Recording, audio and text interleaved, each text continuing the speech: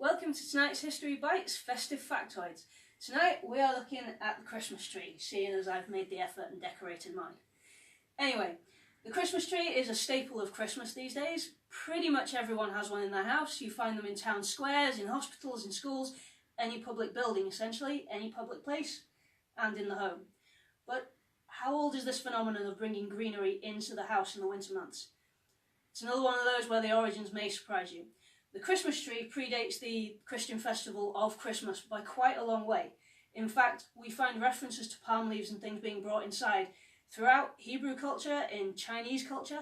The ancient Romans were known to do it, and yet even the ancient Egyptians brought greenery into their houses through the winter months around the solstice. The evergreen is associated with magic. It stays green. It's green, fresh and alive all the way through the dark, cold, dead winter months. It's a symbol of hope in the dark and dead days of the end of the year. The Egyptians used to bring it in during the winter solstice. They brought palms in to celebrate the triumph of life over death, the return to life. It's this endless cycle that goes on around the solstice. The Romans used to decorate their homes with palm branches in a similar way to celebrate life over death through Saturnalia. Saturnalia for the Romans would start tomorrow on the 17th. It was a time of fun and feasting where slaves and masters swapped roles and everything was generally a bit fun through the year. But that's a side note. We're looking at the greenery that they brought into the house around this time of year.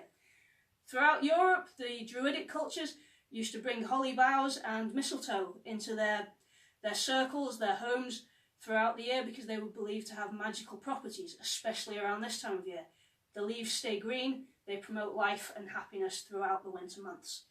The evergreen tree was a symbol throughout the medieval period.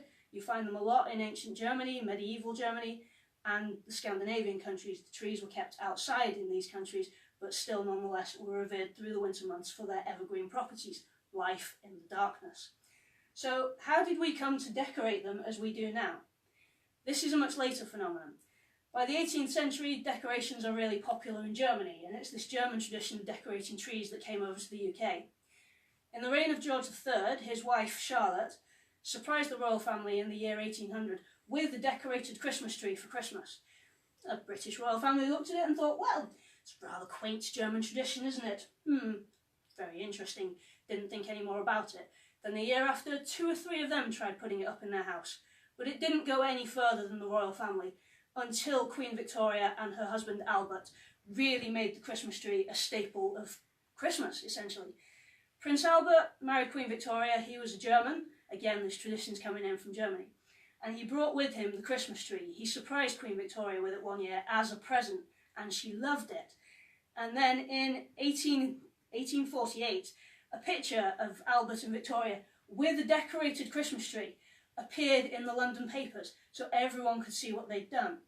And this became an annual tradition for the royal couple, and people would flock to the gates of Windsor Castle, grabbing at newspapers, desperate to see what the royal couple had done with their tree this year. It was very, very well known to the public at the time that Victoria and Albert chose the tree, cut it down, brought it in and decorated it themselves as a couple. There were no servants involved. And they were the highest of the high celebrities at the time. Very, very popular rulers. Everyone was interested in what they were doing. And like with any celebrity trend, what the celebs are doing one year, everyone's doing the next year.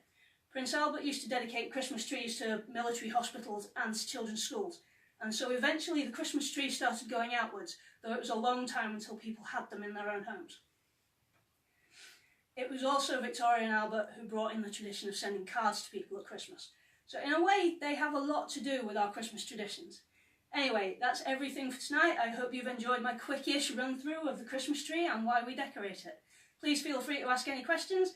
Have yourself a lovely week.